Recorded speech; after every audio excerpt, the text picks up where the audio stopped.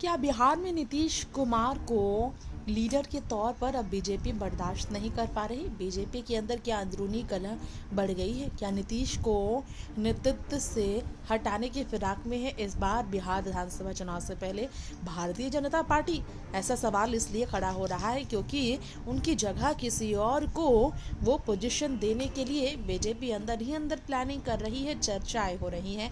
विपक्ष तो ऐसा ही कह रही है। इसके अलावा उन्हें कोई और पद पर रखने के भी विचार हो रहे हैं।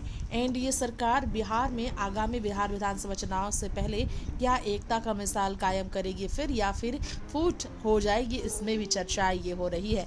वैसे हम आपको बताना चाहेंगे, हमारी इस रिपोर्ट में लगातार चर्चाएं इस पर हो रही है क्योंकि नीतीश कुमार के बेटे निशांत को भी राजनीति में आने के लगातार देखा जाए तो स्वागत करने के लिए उनके आने के लिए इंतजार चल रहे। ऐसे में बीजेपी के ही एक वरिष्ठ नेता और पूर्व केंद्रीय मंत्री अश्विनी कुमार चौबे का स्टेटमेंट वायरल हुआ है।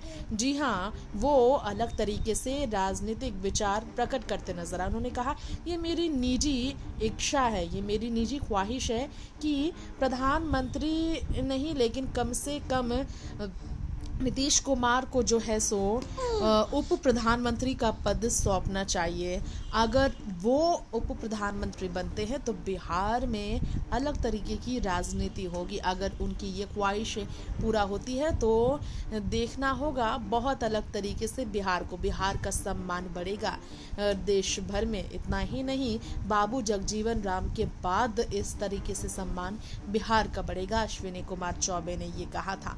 वैसे नीतीश के कैबिनेट के एक बार वो मंत्री भी रहे। नीतीश कुमार के एनडीए में योगदान को लेकर उन्होंने ये राय रखी, लेकिन प्रधानमंत्री के बाद उप प्रधानमंत्री पद के लिए नीतीश कुमार को अगर आगे करने की बात चल रही है तो क्या सीएम फेस के तौर पर बिहार में नीतीश की जगह एनडीए में किसी और पर विचारें बढ़ाई जा रही है? चर्चा यहीं से शुरू हो गई है। Next 9 political bytes report.